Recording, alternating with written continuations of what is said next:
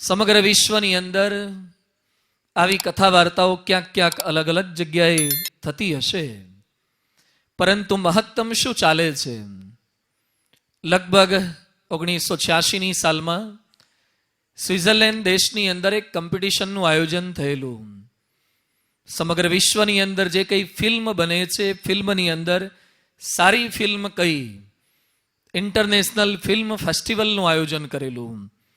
જેમ અલગ અલગ એવોર્ડ આપવામાં આવતા હોય છે, ઓસ્કાર પ્રાઇઝ ને બધા, એમાં આવું એક પ્રાઇઝ ડિસ્ટ્રીબ્યુશન સેરેમની હતો, જેની અંદર વિશ્વના તમામ ફિલ્મોના પ્રોડ્યુસર, ડાયરેક્ટર એ બધા પાર્ટિસિપન્ટ થયા હતા.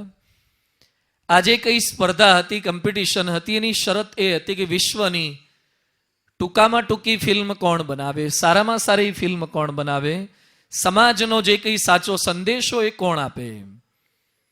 હવે દર વર્ષે ફિલ્મ તો આપણા ઇન્ડિયન બોલિવૂડમાં લગભગ 800 જેટલી ફિલ્મ બને છે, અમેરિકાના હોલિવૂડમાં ઘણી બધી ફિલ્મો બને છે, એમાંથી એને પ્રાઇઝ આપવાનું.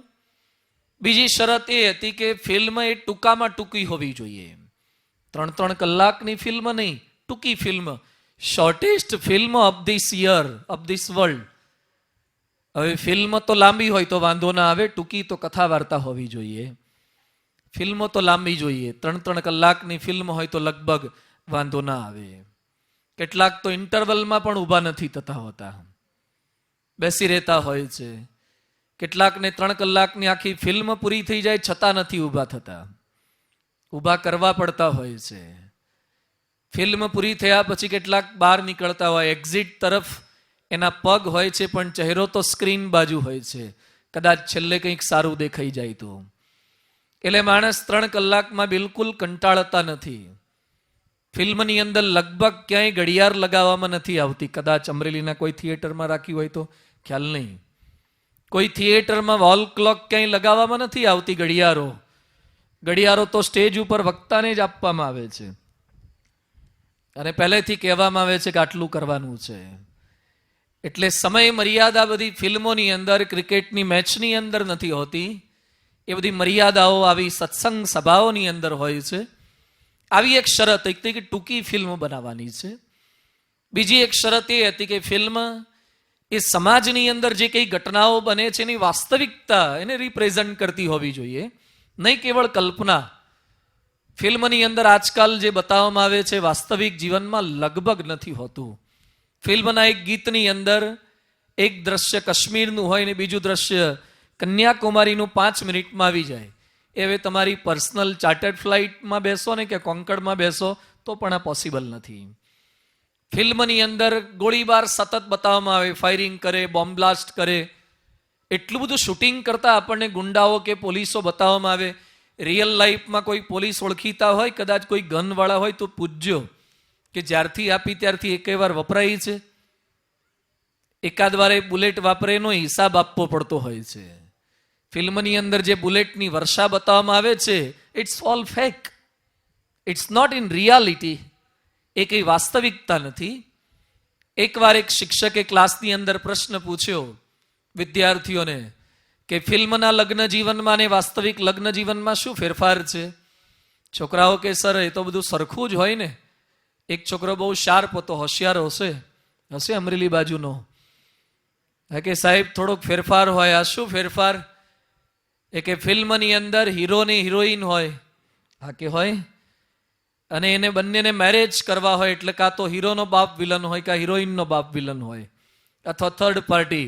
એટલે બંનેને મેરેજ કરતા પહેલા નડે એટલે ફાઇટિંગ કરે. ફિલ્મની અંદર પહેલા ફાઇટિંગ આવે ને પછી મેરેજ થાય. વાસ્તવિક જીવનમાં પહેલા મેરેજ થાય પછી ફાઇટિંગ થાય. તમને જાજો ખ્યાલ હોય ને. આ વાસ્તવિકતા છે. બહારથી આપણને સરખા જેવું લાગે. વેડિંગ, ઇંગ્લિશ શબ્દ છે વેડિંગ, અને બીજો એના જેવો જ શબ્દ છે વેલ્ડિંગ. વેડિંગ અને વેલ્ડિંગમાં શું ફેરફાર છે? વેડિંગ અને વેલ્ડિંગમાં શું ફેરફાર છે? વેલ્ડિંગની અંદર પહેલા લાઇટ થાય ને પછી હાંધો બાજે. વેડિંગની અંદર પહેલા હાંધો બાજે ને પછી લાઇટો થાય, જગારા જરે, તણખા જરે. આ બધા પ્રશ્નો છે. એટલે બહારથી આપણને સરખું લાગે, અંદર રિયાલિટી કંઈક અલગ હોય છે. અહીંયા શરત આ હતી બધા પ્રોડ્યુસર પાર્ટિસિપન્ટ થયા. એમાં તમને કલ્પના થશે, કલ્પના નહીં કરી શકો, આશ્ચર્ય થાય કે જે ફિલ્મને ઇનામ મળ્યું એ ફિલ્મ કેવળ 40 સેકન્ડની હતી. 40 થી 45 સેકન્ડની ફિલ્મ હોય એટલી તો સામાન્ય એડવર્ટાઇઝમેન્ટ આવે, એને પ્રાઇઝ મળ્યું. એની સ્ટોરી શું છે? રામાયણનો પ્રારંભ કરીએ પહેલા તમને થોડીક એની વાત કરું. એની અંદર એક ભાઈ ઇન્જર થઈ ગયા, હોસ્પિટલાઇઝ કર્યા, ઓપરેશન થિયેટરમાં લઈ જતા હતા. એના સગાવાલા રડતા હતા કે સાહેબ બચાવી લેજો. એકદમ સિવિયર કેસ હતો. રેડ લાઇટ સ્ટાર્ટ થઈ ગઈ અને સાઇન બોર્ડ આવી ગયું, case is serious, case is serious. બાર બધા ભગવાનને પ્રાર્થના કરે છે. આફ્ટર 30 સેકન્ડ્સ પેલી વ્યક્તિ ચાલતી ચાલતી બહાર આવી ગઈ, કારણ કે 40 સેકન્ડમાં ફિલ્મ પતાવવાનું હતું એટલે સાજો કરવો જ પડે. એ સાજા થઈ ગયા, બહાર આવી ગયા. એના સગાવાલા ડોક્ટરના પગમાં પડી ગયા કે સાહેબ તમે જિંદગી બચાવી લીધી. જેવા એ હોસ્પિટલના કેમ્પસમાંથી બહાર નીકળ્યા, ગાડીમાં બેસવા જતા હતા, ત્યાં એક કોલિસ જે કે કાર આવી તવેરા જેવી, એના ગ્લાસ નીચે ઉતર્યા.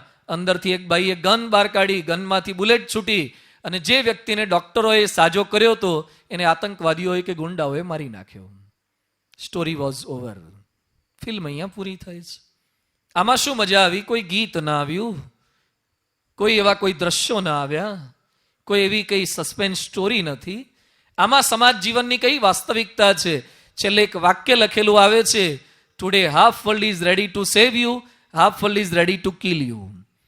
અડધું વિશ્વ તમને બચાવવા માંગે છે, અડધું વિશ્વ તમને મારવા માંગે છે.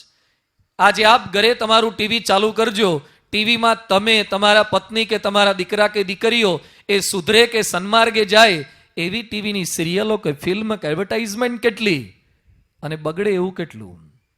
ગણતરી કરજો ક્યારેક.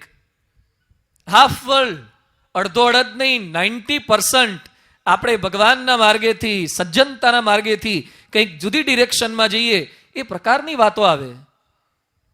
એની વચ્ચે અધ્યાત્મની વાત આપણને અહીંયા પીરસવા મળે છે, અહીંયા સાંભળવા મળે છે. આપણે બહુ ભાગ્યશાળી છીએ કે આપણે સૌ કોઈ ભગવાનના માર્ગે ચાલી શકીએ, કંઈક પરમ તત્વને સમજી શકીએ. એવો પ્રયાસ આ પારાયણ દરમિયાન કરવામાં આવશે. સામાન્ય રીતે લોકો પારાયણ માટે શું કહે છે? પારાયણ અહીંયા આપણે બધા, હું પારાયણ કરું છું, આપ બધા અહીંયા બેઠા છો, બોલવાનું કામ તો હું કરું છું, આપ બધા તો એમને એમ ફ્રી બેઠા છો. કેટલાક આપણી વિડીયો ઉતારે, અત્યારે આ ઉતરે સ્ક્રીન પર તમને બતાવે છે. વિડીયો ઉતારે તો શું લાગે કે બોલવાનું કામ તો સ્વામીજી કરે છે, આ બધા તો ફ્રી બેઠા છે. અને મોટે ભાગે તમે ઘણા બધાને આમંત્રણ આપ્યું હશે કે ભાઈ અમારા ત્યાં પારાયણમાં આવજો ને, અક્ષરવાડીએ પારાયણમાં આવજો, સરસ જગ્યા છે, વાતાવરણ સરસ છે, ખુલ્લામાં પારાયણ છે, કોઈ તકલીફ નહીં પડે, આપ પધારો. તો કેટલાક લોકો જવાબ શું આપતા હોય છે જોઈશું. If I will free then I will come. જો હું ફ્રી હોઈશ ને તો આવીશ. ફ્રી એટલે ગુજરાતીમાં શું કહે એને? નવરા. તો આજે જે આયા છે બધા કેવા કહેવાય? હું નથી બોલ્યો, હા તમે બોલ્યા. લોકો આવું માને છે કે પારાયણ સાંભળવા કોણ જાય? કોઈ તમે માળા ફેરવતા હશો ને બસમાં બેઠા બેઠા અથવા કંઈક ખુરશીમાં બેઠા બેઠા, એટલે લોકો આમ હાસી મજાક કરતા એ રીતે આપણી સામે જોવે. લોકો એમ માને છે કે માળા તો કઈ ફેરવાતી હશે. માળા કોણ ફેરવે? કે જેને કોઈની પથારી ફેરવતા ન આવડે ને, લગભગ એ માળા ફેરવે.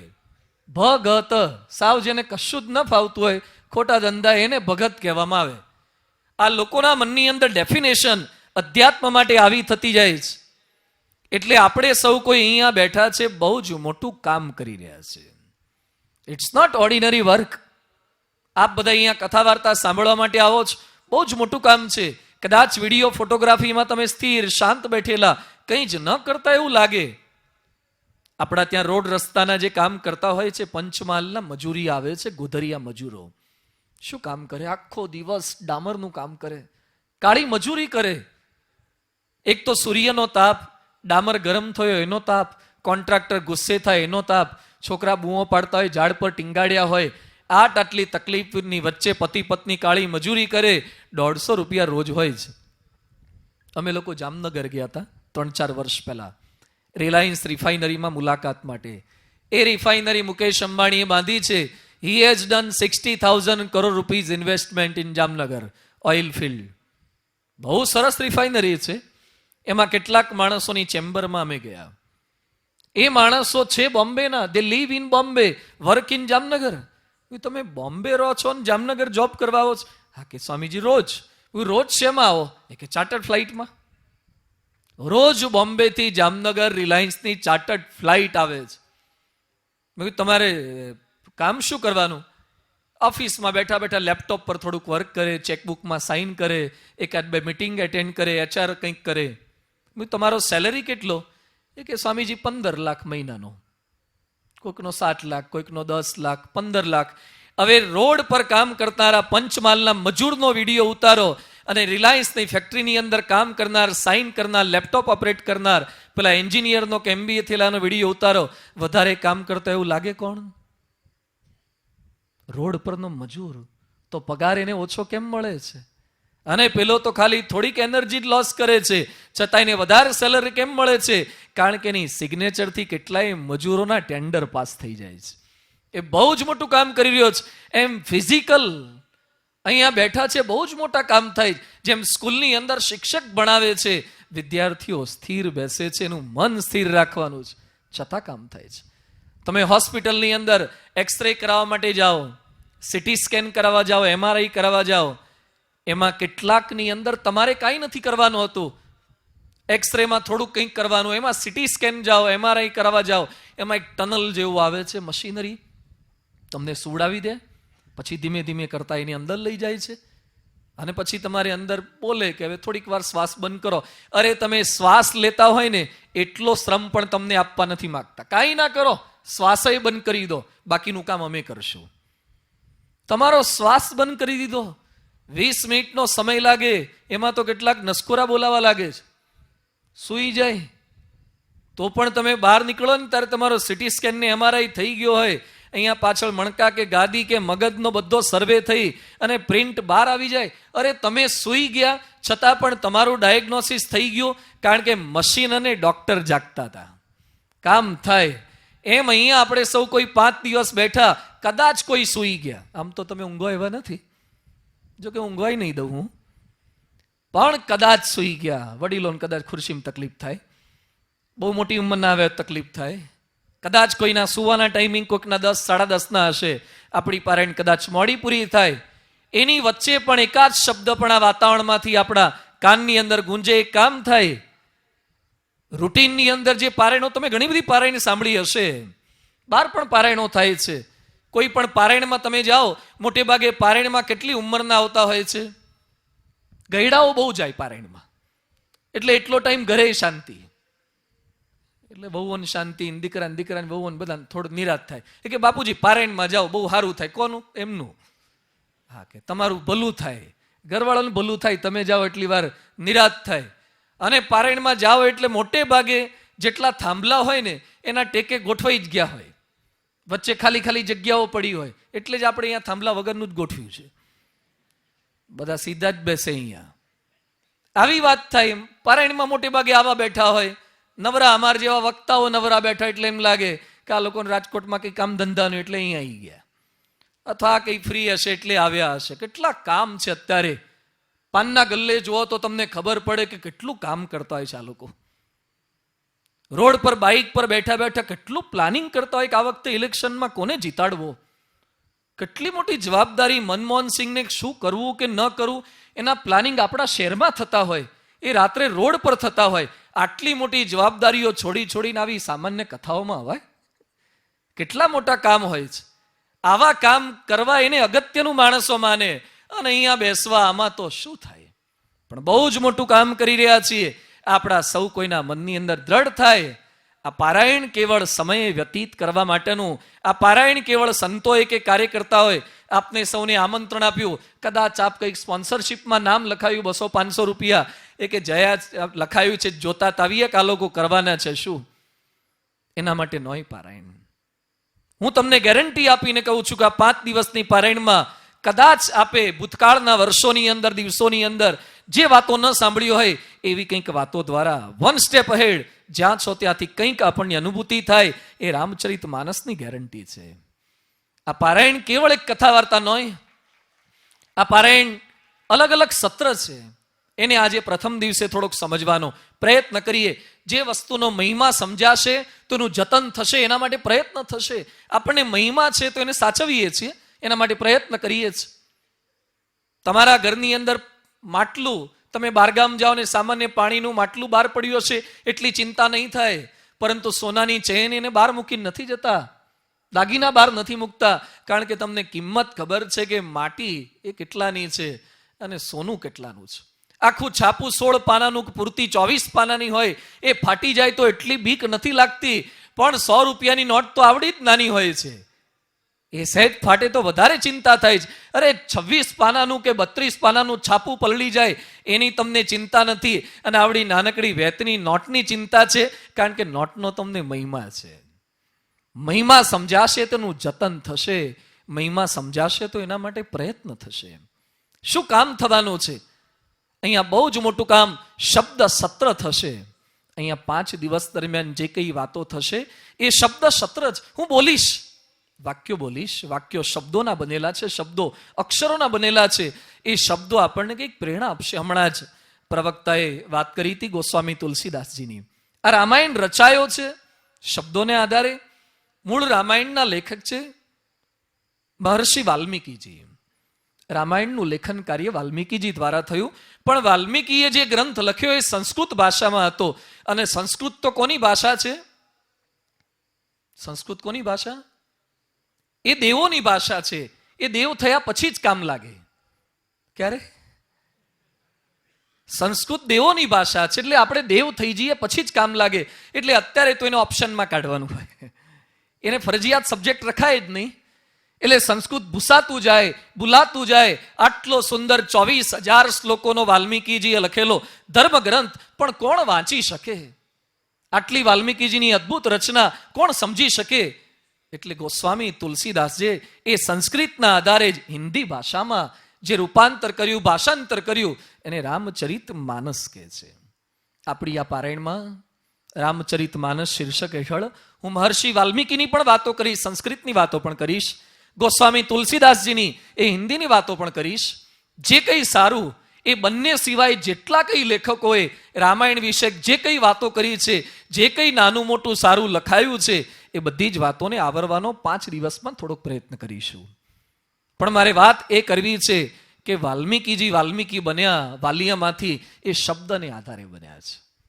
નારદજીના શબ્દો, રામ નામ તું બોલતા શીખી જા, હતો લૂંટારો ખૂની સે મુનિ. વાલિયામાંથી વાલ્મીકી એક શબ્દ આ લેવલનો સુધારો કરી શકે. તુલસીદાસ કામાસક્તમાંથી રામાસક્ત બની શકે રત્નાવલીના શબ્દોને આધારે. હા, અહીંયા બોલવામાં આવતા શબ્દો એ આપણી અંદર આ ચેન્જ લાવશે, શબ્દો ફેરફાર કરશે. શબ્દો સ્થૂળ લાગે પણ શબ્દો ફેરફાર કરી શકે. 3 વર્ષ પહેલા હું ધુલિયા શિબિર કરવા ગયેલો મહારાષ્ટ્રની અંદર. ધુલિયામાં આપણું BAPS સંસ્થાનું એક હોસ્ટેલ છાત્રાલય છે, ત્યાં લગભગ 200-300 વિદ્યાર્થીઓ અભ્યાસ કરે છે. જેવા અમે એન્ટર થતા હતા ત્યાં મહારાષ્ટ્રના રસ્તા ચાલુ થાય એટલે લગભગ આપણને ખબર પડે કે આપણું ગુજરાત પૂરું થયું. એટલે ત્યાં અંદર જેવા એન્ટર, ત્યાં રોડ પર અલગ અલગ સાઇન બોર્ડ બધા લગાવવામાં આવતા હતા. અલગ અલગ સાઇન બોર્ડ પર બધું લખાણ લખેલા હોય. એક સાઇન બોર્ડ પર એવું આવતું હતું, મનાચા બ્રેક ઉત્તમ બ્રેક, મનાચા બ્રેક ઉત્તમ બ્રેક. એટલે અમારી સાથે એક ભાઈ હતા, એણે વાંચ્યું એટલે અમારા ત્યાંના સંતને વાત કરી કે સ્વામી, અમારે ગુજરાતમાં તો અલગ અલગ ઘણી કંપનીની બ્રેક આવે છે, તમારે મનાચાની જ આવે છે. એકનું એક વાક્ય વાંચે એટલે એમને એવું લાગ્યું એકચ્યુઅલી મનાચા બ્રેક એટલે કઈ બ્રેકની કંપની નહોતી, એ મનની બ્રેક હતી. મનની બ્રેક ઉત્તમ બ્રેક. પણ એકનું એક વંચાય એટલે આપણને એમ લાગે કે વારે ઘડી એકના એક શું સાઇન બોર્ડ રામચરિતમાનસ, રામચરિતમાનસ શું છે આ? એટલે એ લોકોને એમ લાગે કે આ શેના માટે લખ્યું હશે. પણ મનની બ્રેક ઉત્તમ બ્રેક છે. બીજું એક સાઇન બોર્ડ આવતું હતું કે ધીરે સે ગાડી ચલાઓગે તો ઘર પે મિલોગે, તેજી સે ચલાઓગે તો હરિદ્વાર में મિલોગે. જો ધીમે ગાડી ચલાવશો તો ઘર ભેગા થઈશું, નહીં તો હરિદ્વારમાં અસ્થિ વિસર્જનમાં ભેગા થઈશું. આવા બધા લખાણ આવે. આ લખાણ બધા A4 સાઇઝના કે આપણે જેમ ફ્લેક્સમાં લગાયા છે એવા ફ્લેક્સ વાળા નહોતા. એ લખાણ લોખંડના સ્ટ્રક્ચર પર હતા, નીચે આખો બેઝ બનાવેલો હતો. અને એક એક લખાણ પાછળ 1,00,000, 2,00,000, 5,00,000ના ખર્ચા કર્યા. રોડ પર તમે નેશનલ હાઈવે પર જોયા હશે. એટલે મેં ત્યાંના લોકલ ભાઈને પ્રશ્ન પૂછ્યો કે આટલો બધો ખર્ચો કેમ? એ કે સ્વામીજી, અહીંયા આગ્રા નેશનલ હાઈવે છે, Bombay to Agra national highway, રોજની લાખો કાર અહીંયાથી પસાર થાય છે, બહુ સ્પીડમાં જાય છે, ઓવર સ્પીડિંગ હોય છે, 120 અપ હોય છે. અને અહીંયા અકસ્માત ખૂબ થાય છે. અને આપણા ભારત દેશમાં કોઈની તાકાત નથી કે એને ટિકિટ આપી શકે, પકડી શકે. અમેરિકામાં તો તમે એક્સ્ટ્રા સ્પીડમાં જાઓ એટલે તમને ટિકિટ મળી જાય. કદાચ ત્યાં ટિકિટ ના મળે, ઘરે તમારે કંકોત્રી આવે, ચાલો ત્યાં કરવા જવાનું. રાતના પણ તમે 50ની સ્પીડની જગ્યાએ વધારે પડતી કરી, 60-70 કરી તો પણ તમારો ફોટોગ્રાફ પડી જાય. આપણે અહીંયા ઇન્ડિયામાં ફ્રી છે. આપણને સજા કરે તો ભગવાન સજા કરે, પોલીસ શું સજા કરે? એટલે આવી હાલત અહીંયા થતી જાય તો રોડ પર સાઇન બોર્ડ લગાવ્યા છે કે સ્વામીજી રોજની કેટલી કાર પસાર થાય, અકસ્માત થાય, કેટલાય મરી જાય છે. એટલે અમે અહીંયા સાઇન બોર્ડ એટલે લગાવ્યા છે કે કદાચ કદાચ કદાચ લાખો ગાડીમાંથી કોઈક વાંચે, કદાચ જેટલા વાંચે એમાંથી કોઈક અનુસરે અને કોઈકની સ્પીડ ઓછી થાય, અકસ્માત થતા બચી જાય તો અમે એમ માનીએ કે અમારા 1,00,000-2 લાખનો ખર્ચો સફળ થયો. એમ અહીંયા 5-5 દિવસ સુધી તમને બધાને કલાકો સુધી અહીંયા ભેગા કરવાના. તમે આવશો જશો, એના પેટ્રોલનો ખર્ચો, તમારો સમયનો વ્યય, અમારો સમયનો વ્યય, અહીંયા આના માટે કરવામાં આવેલો લાખોનો ખર્ચો. કદાચ કદાચ કદાચ એકાદ બેને પણ રામની વાતો દ્રઢ થઈ જાય ને તો મારો દાખલો સફળ થઈ જાય. અમને ખ્યાલ છે આવનાર પ્રત્યેક વ્યક્તિ સાંભળે છે, સમજી શકે. દરેક એક સરખું ઉતારી ન શકીએ. જેમ સ્કૂટરને મારવામાં આવતી કિક માર્યા પછી સ્કૂટર કે બાઇકમાં કિક મારીએ છે, એ કિક કામ શું કરે છે? કિક કેવળ સ્પાર્ક કરે છે, સ્પાર્ક કરે છે, સ્પાર્ક.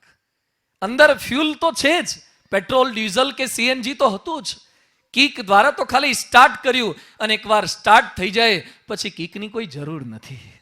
કિક એમને પડી જ રહે છે, પગ મૂકવામાં કદાચ કામ લાગે, બાકી કોઈ જરૂરિયાત નથી. આ 5 દિવસ દરમિયાન હું એ આપને કહેવા નથી આવ્યો કે તમારામાં કાંઈ નથી. હું કહેવા એમ આવ્યો છું કે તમારામાં ફ્યુલ તો ખૂબ છે, ખાલી સ્પાર્ક કરવાની જરૂરિયાત છે. પેટ્રોલ કે ડીઝલ તો છે જ, કેવળ એને સ્પાર્ક કરવાનું છે. પછી કોઈ કિકની આવશ્યકતા નથી. શબ્દો આ કામ કરી આપે છે. જેમ સારા શબ્દો વખાણ થાય તો આપણને ગમે છે, ખરાબ શબ્દો ટીકા થાય તો આપણને નથી ગમતા. આ રામાયણના શબ્દો સાંભળવાના છે. અને જોજો તમે એક એક શબ્દો શું કામ કરે છે. તો 5 દિવસ દરમિયાન કોઈ તમને પૂછે કે આ ક્યાં જાઓ છો, એને કહેવું કે અમારું આ શબ્દ સત્ર છે. શબ્દો સાંભળવાના છે, એવા રૂડા શબ્દો અમે સાંભળવાના છે. બીજું, આપણું આ 5 દિવસ દરમિયાન જે કંઈ ભેગા થઈશું એ શિક્ષા સત્ર છે. શિક્ષા ઇટ મીન્સ એજ્યુકેશન, નોલેજ, શિક્ષણ. આજકાલ આપણે શિક્ષણના જમાનામાં જીવીએ છીએ. એજ્યુકેશન વધતું જાય છે. અહીંયા કેટલાક વાલી બેઠા હશે, એ લોકોનું ક્વોલિફિકેશન પૂછો તો કોઈક 7 કે મેટ્રિક અથવા તો 10 વાળા હશે, કેટલાક હીરા ગસ્તા હશે. સામાન્ય સ્થિતિના મા બાપ પણ પોતાના દીકરા દીકરીઓને સારી કોલેજોમાં ભણાવે છે. પહેલા તમારી અમરેલીમાં કેટલી સ્કૂલો કોલેજો હતી અને અત્યારે કેવું છે? અને અહીંયા બેઠેલા વડીલો સ્કૂલ કોલેજમાં જતા હતા ત્યારે સ્કૂલ કોલેજ કેવી હતી ને અત્યારે કેવી છે? કેટલાક સ્કૂલમાં જતા હશે ને ત્યારે 5મા સુધી સ્લેટ જ લઈ જતા હશે. સ્કૂલ બેગો હમણાં સ્કૂલ બેગ છે ને, યુરિયા ખાતરની થેલી, એમાં જ બધું ભરીને જવાનું અને ચોમાસામાં ઓઢવામાં કામ લાગે. આ થેલીઓ ભરીને જવાનું અને આગલા ધોરણમાં બેનના ભાઈના ચોપડા એને કામ લાગે અને આગળ વાળાએ કાપલી કરવા કાઢી નાખ્યું હોય તો ઓપ્શનમાં જાય. એટલું આ બધી ચોપડીઓ કામ લાગ્યા કરે. શેની નોટબુકો? અત્યારે નર્સરીમાં નોટબુક આવે છે, જુનિયર કેજીમાં, સિનિયર કેજીમાં. એટલો મોટો જાડો બગલ થેલો આપે છે ને, છોકરાઓ આખા ભાર તળે દબાઈ જાય, એની મમ્મીઓ માંડ ઉંચકી શકે એટલા મોટા થેલા આવે છે. એની વચ્ચે આ બધા ભણેલા જે જૂના ભણ્યા, સ્લેટમાં જવાનું. સ્લેટમાં ગણિત આવી જાય, વિજ્ઞાન આવી જાય, પર્યાવરણ આવી જાય, બધું જ સ્લેટમાં આવી જાય. એ પેનોથી લખવાનું, ખાવામાં કામ લાગે, લખવામાં કામ લાગે. અને ડસ્ટર શેનું? થૂંકનો લેપો મારીને બુસ્કોટની બાઈથી ભૂસી નાખવાનું. તોય ભણાતું તું. અને આજે એર કન્ડિશન ક્લાસરૂમ આવી ગયા છે, સ્કૂલ બસીસ લેવા મૂકવા જાય છે. બધો કેટલો ખર્ચો કરે છે. કેટલીક જગ્યાએ બુધવારના ડ્રેસ જુદા છે, અરે શનિવારના ડ્રેસ જુદા છે. અહીંયા બેઠેલા કેટલાકને છોકરા છોકરીઓના ડ્રેસ જુદા હશે. એજ્યુકેશન વધતું જાય છે, ફીસ કેટલી વધતી જાય છે. આમાંથી જેના દીકરા દીકરી 12માં આવે ને ખબર પડશે કે આના કરતા બાપુજીનું 12મું સસ્તું પડ્યું હતું. ખરેખર બાપના 12માં આટલો ખર્ચો નથી થતો હતો જેટલો છોકરાના 12માં થાય છે. અત્યંત મોંઘું શિક્ષણ થતું જાય છે. છતાં પણ મા બાપ પ્રયત્ન કરે છે. ગામડામાં હોય અને અમરેલી આવશે, અમરેલી વાળા કેટલાય મા બાપ રાજકોટ આવીને રહે છે ભણાવવા માટે. એના બાપ અહીંયા નોકરી કરે છે, એની પત્ની ત્યાં દીકરા દીકરીઓને લઈને રાજકોટ રહે છે. કેમ તમે જુદા થયા? છોકરા માટે, છોકરી માટે. એક શિક્ષણ માટે મા બાપ કેટલા જાગૃત થઈ ગયા, પેટે પાટા બાંધીને ભણાવે છે. હમણાં 12th રિઝલ્ટ આવ્યું, એક ભાઈ મારી પાસે આવ્યા, એના દીકરાને થોડાક ઓછા ટકા આવ્યા, 70+ હતા. મેડિસિનમાં ગુજરાતમાં તો મળે નહીં, આઉટસ્ટેટમાં પ્રયત્ન કરવો પડે. પ્રયત્ન કર્યો, ડોનેશન પેમેન્ટ કોટા પર મળવાનું હતું. બધું કેટલો ખર્ચો થશે? એ કે સ્વામીજી 45-50 લાખની અત્યારે વાત કરી છે. તું કરી તે લાવશો? એ કે મારી પત્નીની બંગડીઓ અને ચેઇન ને બધું વેચી નાખ્યું અને એમાંથી આવ્યા, થોડીક લોન લઈશું, ભેગું કરીને 45-50 કરી દઈશું. બધું આટલું બધું સોનાનું વેચી નાખ્યું અને પૈસા ઉપાડ લીધા, જમીન વેચી નાખી, લોન લીધી. એ કે સ્વામી ભલે 50-55 લાખ ખર્ચો થાય, આપણને થોડીક તકલીફ પડશે, પણ દીકરા દીકરી સારું ભણી જાય ને. અહીંયા બેઠેલા ઘણા મા બાપ પોતે તકલીફો વેઠીને પણ દીકરા દીકરીઓને ભણાવતા છે. હવે મારો અહીંયા બેઠેલા પ્રત્યેક મા બાપને પ્રશ્ન છે કે ગુજરાતની અંદર કે ભારતની અંદર જેટલી સ્કૂલ કોલેજો પહેલા હતી એના કરતા અત્યારે વધી ગઈ. વધ્યા પછી પ્રશ્નો ઓછા થયા કે વધ્યા? ક્યાં ગયું શિક્ષણ? હમણાં રાજકોટમાં 10 દિવસ પહેલા રાજકોટમાં સવારે કેટલાક લોકો જાગ્યા, એ લોકોએ પોતાની ગાડીઓ જોઈ તો ગાડીના ગ્લાસ તૂટી ગયેલા હતા. 4-વ્હીલર ગાડીઓના ગ્લાસ તૂટી ગયા. કેમ કરતા તૂટી ગયા? ગાયો ઝઘડી? ગાયો શિંગડા માર્યા? ના. 25-30 વર્ષના યુવાન છોકરાઓ જે એન્જિનિયરિંગમાં હતા, જે લોકો બીકોમ બીએસસી કરતા હતા, જે બીબીએમાં બીસીએમાં હતા, એ લોકોએ રાતના સમયે હોકીને ધોકા લઈને ગયા અને 25 ગાડીઓના ગ્લાસ તોડી નાખ્યા. એમાંથી એક ડેપ્યુટી કલેક્ટરનો, એક નાયબ મામલતદારનો, એક પેટ્રોલ પંપ વાળાનો છોકરો, એક રજિસ્ટ્રારનો છોકરો, 25 જેટલા છોકરાએ આ ધંધા કર્યા. પોલીસે પ્રશ્ન પૂછ્યો, અભણ છો? ના કે ભણેલા જ. શેના માટે કર્યું? Just for fun. તમે ખાલી એમ માનતા હોય કે education can never solve problem. Education can not solve our problem. ખાલી એજ્યુકેશનથી પ્રોબ્લેમ સોલ્વ નથી થતા. શિક્ષા, શિક્ષણ, લક્ષણ વાળું શિક્ષણ. રામાયણ આ શીખવે છે. આજે ભણ્યા પછી પણ માણસો શું પ્રશ્ન કરે છે?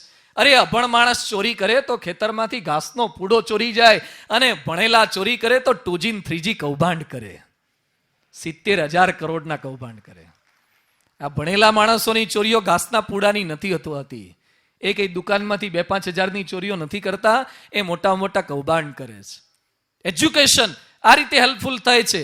થોડાક વર્ષો પહેલા ભારતમાં એક કૌભાંડ થયેલું, સ્ટેમ્પ પેપર કૌભાંડ. ખ્યાલ હશે કેટલાકને, કદાચ ભૂલી જવાય, કારણ કે આપણે દર મહિને અપડેટ થતા હોય છે કૌભાંડ. નવા નવા ઘણા થતા, એટલે જૂના કેટલા યાદ રાખવા. એ કૌભાંડ કરનાર હતા એક અબ્દુલ કરીમ તેલગી, એ અત્યારે જેલમાં જ. એની સાથે બીજા હતા Shridhar વગળે. Who was Shridhar વગળે? Shridhar વગળે has done MBA from IIM Ahmedabad.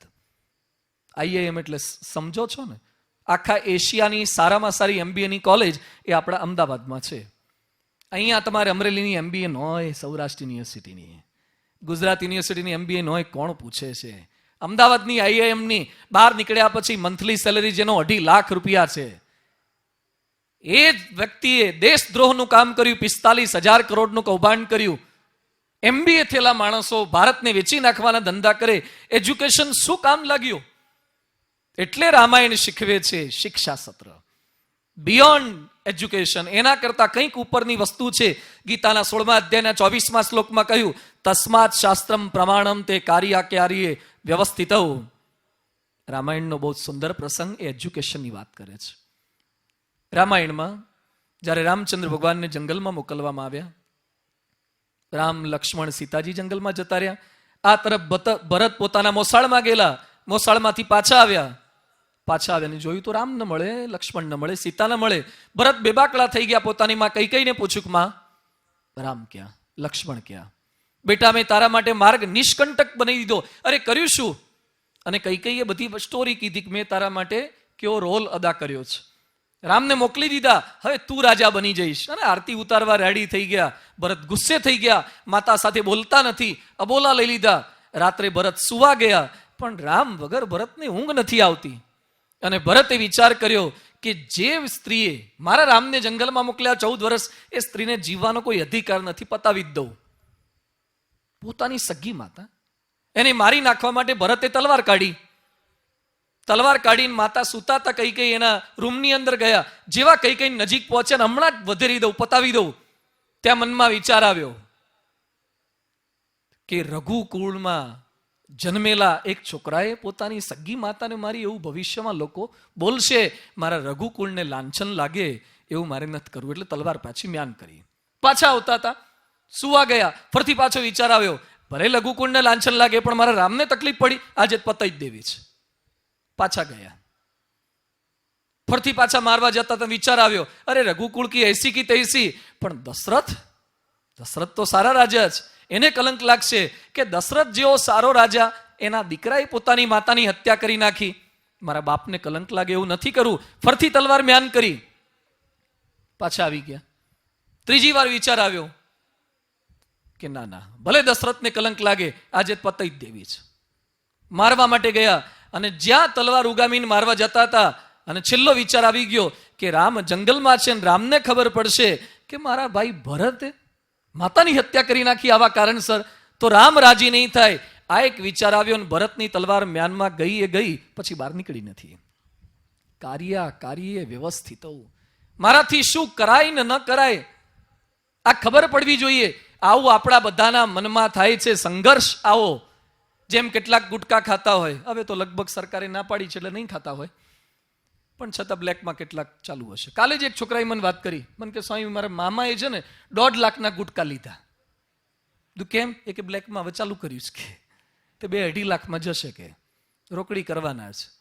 માણસો સરકારથી નથી સુધરવાના, અહીંયા મનમાં થવું જોઈએ. એમ કેટલાક માણસ આમાંથી માવો ખાતા હોય, ગુટકા ખાતા હોય, એટલે મનમાં વિચાર આવે, કેટલાકને અડધા કલાકે ખાવા જોઈતું હશે, એટલે મારી કથા 1.5-2 કલાક ચાલે, એટલે ઘણાને એમ થાય કે વચ્ચે એકાદ વાર ખાઈ લઈએ, પાછળ બેઠા છીએ ફાંકી માર લઈએ, ખબર નહીં પડે. ત્યાં વિચારો કે ના કથામાં બેઠા આવું ન થાય, એટલે ફરતી પાછું હાથ ખિસ્સામાં જ બહાર કાઢી લે. ત્યાં થોડીક વાર થઈ, હવે કથા જ છે, હવે સાંભળીએ જ છીએ જ ને, ભેગું ખાવામાં શું તકલીફ છે. ફરતી પાછું મન સંઘર્ષ કરાવડાવે. આવું મન સતત આપણું સંઘર્ષ કર્યા કરે છે. એની વચ્ચે મારા તમારા મનની અંદર એક વિચાર આવી જાય કે રામ રાજી થાય એવું જ મારાથી થાય, કુરાજી થાય એવું ના કરાય. અહીંયા બેઠેલા પ્રત્યેક હિન્દુના મનમાં આ જો ભાવના આવી જાય તો રામને કલંક લાગે, કૃષ્ણને કલંક લાગે, સ્વામિનારાયણને કલંક લાગે, આપણા ભગવાન અને આપણા વારસાને કલંક લાગે એવું આપણાથી એક કામ ન થાય. આ વિવેક શીખાય રામાયણ દ્વારા, એ સ્કૂલો કોલેજો દ્વારા નહીં. એટલે આનું નામ શિક્ષા સત્ર છે. બિનુ સત્સંગ વિવેકન હોય, રામ કૃપા બિનુ સુલભન સોઈ. બિનુ સત્સંગ વિવેકન હોય, રામ કૃપા બિનુ સુલભન સોઈ. સત્સંગ વગર આ વિવેક, સત્સંગ વગર આ એજ્યુકેશન એ પામી શકતા નથી. એવા એજ્યુકેશનને પામવાનો થોડોક પ્રયત્ન આપણે કરશું. એટલે પહેલો મુદ્દો છે શબ્દ સત્ર, બીજું છે શિક્ષણ સત્ર, ત્રીજું આપણી આ 5 દિવસની પારાયણ એ શોભા સત્ર છે. શોભા ઇટ મીન્સ બ્યુટી. અહીંયા બેઠેલા પ્રત્યેક માણસને શોભાયમાન થવું છે, સારા દેખાવું છે. સારા બનવામાં લોકોને રસ નથી, સારા દેખાવામાં જાજો રસ છે. આપણા સૌ કોઈનો પ્રયત્ન સારા દેખાવામાં જ હોય છે. જાત જાતની હેરસ્ટાઈલ, દાઢી કરાવે જાત જાતની. અમારે ગઈ વખતે મેં મોરબી પારાયણ કરીને એક વાળંદભાઈ પેલી પારાયણમાં આવતા હતા, એને દુકાન છે હેર સલૂનની. મને કે સ્વામી કોણ દાઢીનો શું ભાવ ચાલતો હશે? કીધું અમારે તો મહિને એકવાર કરવાની હોય, મને કંઈ ખબર નથી, એ પેલા મફતમાં કરી જાય છે. મને કે તો એ અમારે શું ભાવ ચાલતો હશે? કીધું હશે 20-25 રૂપિયા. મને કે શું વાત કરો છો, આટલી સસ્તી હોતી હશે? એ કે હું મારા ત્યાં વાળની દાઢી 1500 કરું છું. 1500 ભાવ, દાઢીના 50 રૂપિયાની દાઢી અમુક વાર અમુક આમાં બેઠેલા કેટલાક કરાવતા હશે. બધું આવું દાઢીમાં શું? એ કે સાદી દાઢી, સ્પેશિયલ દાઢી, ડિલક્સ દાઢી. મેં ડિલક્સમાં હાવ કાઢી નાખે, તે મહિના સુધી નીકળે નહીં. બોલો, ડિલક્સ દાઢીઓ કરાવે, સ્પેશિયલ દાઢી કરાવે, દરેકને સારા દેખાવું છે. ફેશિયલ કરાવો, જાત જાતનું કરાવો, બધો જ પ્રયત્ન 1000 રૂપિયાનો ખર્ચો કરે. બોલો, વરસાદ નહીં પડે, નથી પડ્યો, આપણે આ વખતે ધારો કે ઓછો પડ્યો, રિસેશન આવે, મંદી જેવું લાગે. આમ ધર્મના કાર્ય કરવામાં બધાને મંદી લાગે, પણ સૌંદર્ય પ્રસાધનના કોઈ સાધનમાં ક્યારેય મંદી નડતી નથી. ક્યાંય એમાં ખર્ચા, ચહેરાને શણગારવામાં, કપડામાં, એમાં ક્યાંય તમને મંદી કે જલસામાં મંદી નહીં દેખાય. દરેક માણસ પ્રયત્ન કરે, રૂપવાન થવું છે, વાળમાં એટલી સ્ટાઇલ, શેમ્પુમાં એટલી સ્ટાઇલ, કપડા, સર્જરી કરાવે સારા દેખાવા માટે. ભાઈ બાળમંડળ, માઇકલ જેક્સનને ઓળખો છો? શું થાય તમારે? હા, તોય ઓળખો છો. માઇકલ જેક્સન ડાન્સર હતા, મ્યુઝિશિયન હતા, સારા સિંગર હતા. માઇકલ જેક્સન કરોડોપતિ, અબજોપતિ હતો, ગોરો લાગતો હતો. એ ગોરો નહોતો, બેઝિકલી હી વોઝ નિગ્રો, કાળિયો હતો.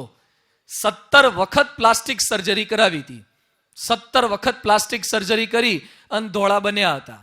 સર્જરી કરાવો, કાળામાંથી ધોળા થાઓ, અને ડાઘ પડી ગયા હોય ધોળા, તેને પાછા હરખા કરો. પ્રયત્ન સતત માણસો આ કરે છે. ઘરની શોભા વધારવાનો પ્રયત્ન કરીએ, ઘરમાં તોરણ લગાવો, હિંચકો ગોઠવો, સિરીઝ લગાવો, ડેકોરેશન કરો, ડિસ્ટેમ્બર કે પેલું ઓઇલ પેન્ટ કે જાતના કરો. બાહ્ય શોભા ગમે તેટલી થશે, પણ જ્યાં સુધી આંતરિક શોભા નહીં થાય ત્યાં સુધી શાંતિ નહીં થાય.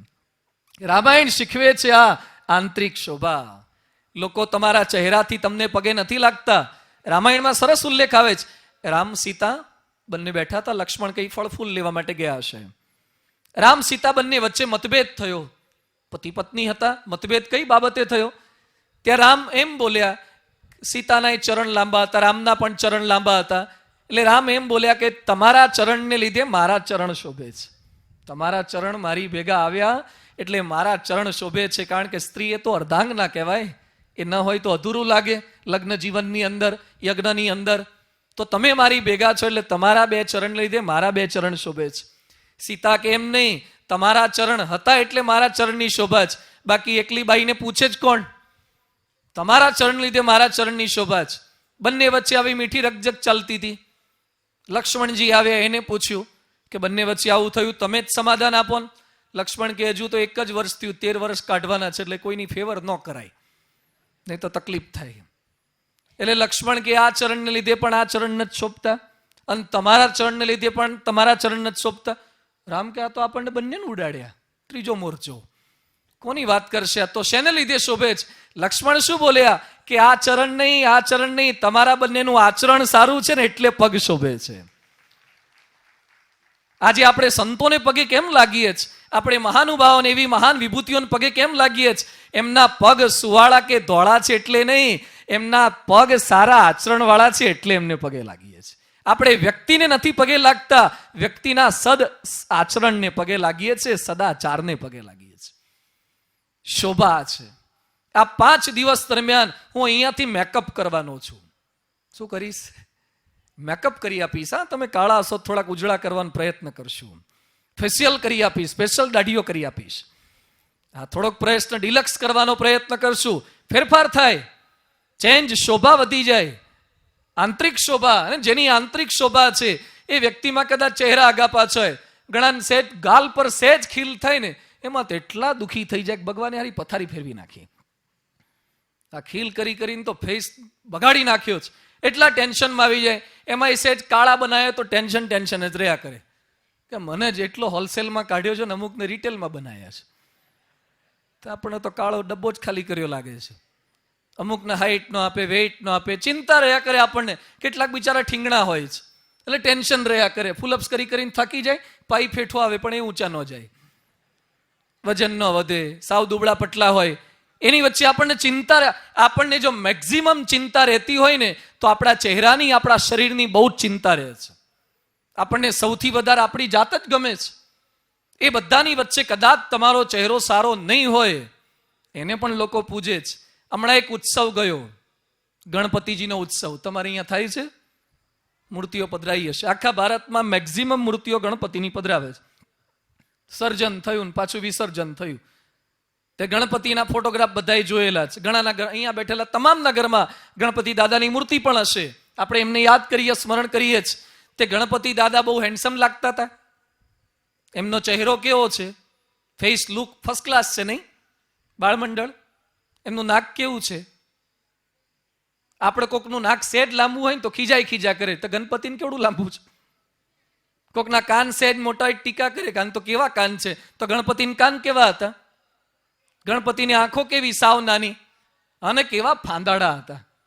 આખું જુઓ તમે, એમનો ચહેરો જુઓ, એમનું આખા શરીરની મુખાકૃતિ જુઓ, એકદમ ફાંદવાળા જ, કોઈ રીતે ગોઠવાય જ નહીં એવી હાઈટ વાળા બોડી વાળાનું આવું શરીર હતું. ગણપતિનું વાહન કેવું પાછું? ઉંદેડો. બોલો કેમનું સેટિંગ કરતા હશે?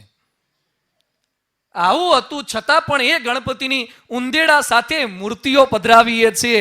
ગણપતિના ચહેરાના નથી પૂજતા, એમના આચરણને પૂજીએ છીએ. આજે વર્ષો પછી પણ ગણપતિની પૂજા કેમ થાય છે? ભૂલી જજો, ચહેરાથી નહીં. ગણપતિ પણ એવા, હનુમાનજી પણ એવા. હનુમાન દાદાનો ફોટો કેવો છે? નહીં, બાળકો કેટલાક હનુમાનની એક્ટિંગ કરતા હોય, હોઠ બંને બંધ કરી દે, હોઠ ફૂલાવે, અંદરથી ગાલ ફૂલાવે, તારે હનુમાન જેવા લાગે. તો હનુમાનજી કે પૂંછડા વાળા હતા, એમાં હું સારું લાગે? છતાં આજે પ્રત્યેક મંદિરમાં, એ સ્વામિનારાયણનું મંદિર હોય કે રામનું મંદિર હોય કે કૃષ્ણનું મંદિર હોય, કોઈ પણ મંદિર, શરૂઆતમાં હનુમાન ને ગણપતિ બે હોય છે. એ બંને સૂચવે છે કે ચહેરા પર ના જાઓ, અંદરની શોભા પર જાઓ. અંદરની શોભા પર જાઓ તો જગત તમને બહાર રાખશે, જગત તમને પહેલા યાદ કરશે. રામાયણ આ શીખવે છે, અંદરની શોભા. આજે પરમ પૂજ્ય પ્રમુખ સ્વામી મહારાજ, સ્વામીજી ભગવા કપડા પહેરે છે, કોઈ ફેશન નહીં. અમારા માથા પર કોઈ હેર સ્ટાઇલ નથી. હેર હોય તો સ્ટાઇલ કરીએ ને, કોઈ હેર જ નથી રહેવા દેતા. દર મહિને માંડ મોટા થાય તો ઉડાઈ જ પાડવાના, કશું સ્ટાઇલ જ ના થાય. કોઈ હેર સ્ટાઇલ નહીં, કોઈ કપડાની સ્ટાઇલ નહીં, કશું જ નહીં. પ્રમુખ સ્વામી મહારાજ સાવ સીધા સાદા લાગે. 91 વર્ષની એમની ઉંમર છે, વૃદ્ધ થઈ ગયા, મોઢામાં ચોકઠા પહેરે છે, છતાં પણ દેશ વિદેશના લાખો લોકો એમની એક ઝલક પામવા માટે, એક દ્રષ્ટિ પામવા માટે કેમ આવે? એમના ફોટા લોકો ઘરમાં કેમ રાખે? પાકીટોમાં રાખે, દિવસ દરમિયાન રાખે, ઘરમાં રાખે, અરે મોટા મોટા હોર્ડિંગ છપાવે. સ્વામીજી કોઈ ફિલ્મના સ્ટાર ન હોય, સ્વામીજી કોઈ ઇન્ડસ્ટ્રીયાલિસ્ટ ન હોય, સ્વામીજી કોઈ એવા કલાકાર નહીં, છતાં એમનો ચહેરો કેમ રાખીએ છીએ? કારણ કે એમનું આચરણ સારું છે, એટલે આપણને પ્રેરણા આપે છે. સદાચાર રામાયણ શીખવે છે. આવી શોભા જો તમારી વધી જશે ને, પછી બાહ્ય શોભાની કોઈ તમને ચિંતા જ નહીં રહે. હજુ જો થોડું ઘણું પણ ટેન્શન આપણને ચહેરાનું રહે છે, એ બતાવે છે કે અંદરની શોભા પ્રત્યે તમે જાગૃત નથી થયા. જે માણસ પ્યોરિટી પ્રત્યે જાગૃત થઈ જાય, એને બ્યુટીની કોઈ ચિંતા નથી. આપણી કથા એ બ્યુટી પાર્લર નથી, પ્યોરિટી પાર્લર છે. બહાર બ્યુટી પાર્લરો છે, અહીંયા પ્યોરિટી પાર્લર છે. પ્યોરિટી પ્રાપ્ત થાય તો ત્રીજી વસ્તુ આ છે, શોભા સત્ર. અને આપણી આ 5 દિવસની પારાયણ એ છે સમાધાન સત્ર. સમાધાન પ્રાપ્ત થશે. અહીંયા બેઠેલા ઘણા બધા પ્રશ્ન પૂછીએ, આમાંથી જેની પાસે 4 વ્હીલર ન હોય હાથ ઊંચો કરો તો? ઓહો, ઘણા બધા નથી, તો માળા કરવી પડશે મારે વધારે. પ્રાર્થના કરશું બધાને 4 વ્હીલર આવી જાય. 4 વ્હીલર ગાડી ન હોય એવા કેટલાક છે. જેના ઘરમાં ફ્રીજ ન એવા હશે, કોક ફ્રીજ ન એવા કેટલાક હશે. જેની પાસે મોબાઈલ ન એવા ખરા કોઈ હશે. બાળમંડળ કેટલાક લઈને બેઠા છે, મમ્મી પપ્પાનો મોબાઈલ ન એવા પણ કેટલાક છે. પણ હવે એક પૂછું છું કે આમાંથી જેને જન્મ્યા ત્યાંથી અત્યાર સુધીમાં એક પણ વખત પ્રશ્ન ન થયો હોય અને મરશો ત્યાં સુધી ન થવાનો હોય, આંગળી ઊંચી કરો. એક પણ વખત મૂંઝવણ નહીં, કોઈ પ્રશ્ન નહીં, શારીરિક નહીં, આર્થિક નહીં, સામાજિક નહીં, માનસિક નહીં, ધાર્મિક નહીં, સેટ પણ વખત તમે મૂંઝાયા ના હોય, કોઈ તકલીફ જેવું ના આવ્યું, હાથ ઊંચું કરો. અને ન આવશે એવી ગેરંટી હોય, હાથ ઊંચો કરો. થાય એવું છે? એટલે યુવરાજને ક્યાં ખબર હતી કેન્સર થવાનું છે? યુવરાજને કેન્સર થઈ ગયા, 6 બોલમાં 6 છક્કા મારતા હોય ને, એની પણ વિકેટ પડી જાય, એને ડાઉન કરી નાખે. સામાજિક પ્રશ્નો આવે, શારીરિક પ્રશ્નો આવે, આર્થિક પ્રશ્નો આવે, તો પ્રશ્નો દરેકને છે. આપણી આ 5 દિવસની પારાયણમાં તમને ઉદ્ભવતા, આપણને ઉદ્ભવતા પ્રત્યેક પ્રશ્નોના સમાધાનો પ્રાપ્ત થશે. અરે રામાયણમાં સમાધાન? સમાધાન તો શેમાં મળે? કોર્ટ કચેરીમાં મળે. કોર્ટ કચેરીમાં ન જવું પડે એના માટે જ ધર્મગ્રંથો છે. એટલા જ સરદાર વલ્લભભાઈ પટેલ બોલતા કે ભારતના બધા જ લોકો શિક્ષાપતિના 212 શ્લોકોને અનુસરે ને, તો ભારત દેશમાં કોર્ટ કાયદો કચેરીની જરૂર જ ના પડે. આપણે આપણા ધર્મગ્રંથોનું પાલન નથી કરતા, એટલે જ કોર્ટ કાયદો કચેરી પાસે આપણે બહુ જરૂર પડે છે. વકીલો પાસે એટલે જ જવું પડે છે. આ ધર્મગ્રંથોમાં સમાધાન છે. તમને એમ લાગે સ્વામી રામાયણમાં હા, રામાયણમાં સમાધાન. એકવાર બોમ્બે જેવા એક રેલવે સ્ટેશન ઉપર એક નવયુવાન તાજો લગ્ન કરેલો એની પત્ની સાથે જતો હશે. એમાં બાંકડા પર બેઠા, ટ્રેન આવવાની થોડીક વાર હતી, બાજુમાં એક દાદા બેઠા હતા. ઘરવાળા સાથે, ડોસીમાન બંને જણા 65-70 વર્ષના. તે દાદા દાદી બેઠા બેઠા રામાયણ વાંચતા હતા, તુલસીદાસનું રામાયણ ને વાલ્મીકીનું રામાયણ. બેઠા બેઠા ટાઈમ હતો તો રિફર કરતા, ધર્મગ્રંથો વાંચતા પેલા લોકો. એટલે પેલો યુવાન રામાયણ જોઈ ગયો એટલે કે કાકા હવે રામાયણ થોડા વંચાય, આ ચિત્રલેખા વાંચો, અભિયાન વાંચો, મૂકી દો આ બધું, એક્સપાયર ડેટનું થઈ ગયું, જૂના જમાનાનું. કે સવારનું છાપું વાંચે જૂનું થઈ જાય, આ તો 21 લાખ વર્ષ થઈ ગયા, બાજુ મૂકી દો. કે રામાયણ શું કામ લાગે, સિલેબસ બદલાઈ ગયા, હવે સેમિસ્ટર સિસ્ટમ આવી ગઈ, બદલાઈ ગયું બધું, આ કાઢી મૂકો બાજુ પર. કાકા કે અમારા આ બરાબર છે, કે આ જ ચાલશે.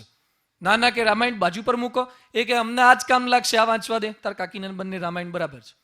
ટ્રેન આવી, અને બોમ્બેની ટ્રેન તમે જોઈ છે ને, પેલી મેમુ ટ્રેન આવે ઇન્ટરસિટી, ઘઉંની કોઠીમાં દાણા જેમ ખાલી થાય ને એમ માણસો ખાલી થતા હોય છે.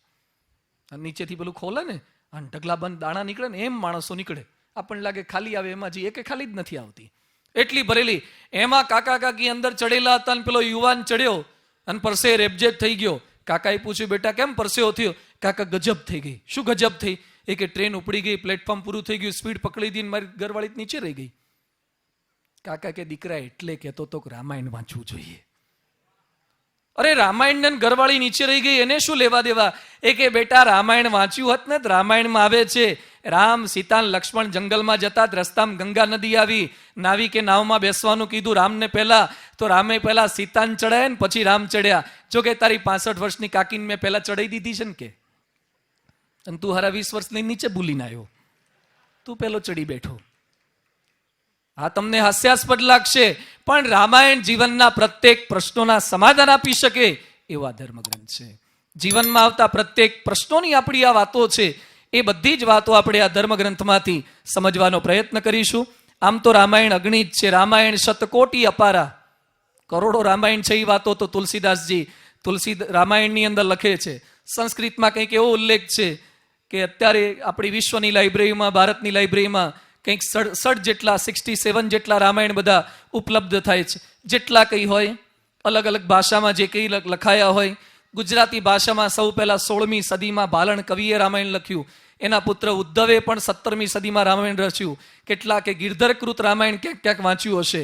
આ બધી રામાયણની વાતો ગુજરાતીમાં, હિન્દીમાં, સંસ્કૃતમાં, ઇંગ્લિશમાં, અલગ અલગ ભાષાઓમાં રામાયણ રચાયા છે. પણ એ રામાયણનો સાર શું? આમ તો રામાયણ બધું બહુ લાંબુ સ્ટોરી જેવું કાંઈ નથી. એક કવિએ બહુ સુંદર વાત કરી છે કે રામાયણ છે શું?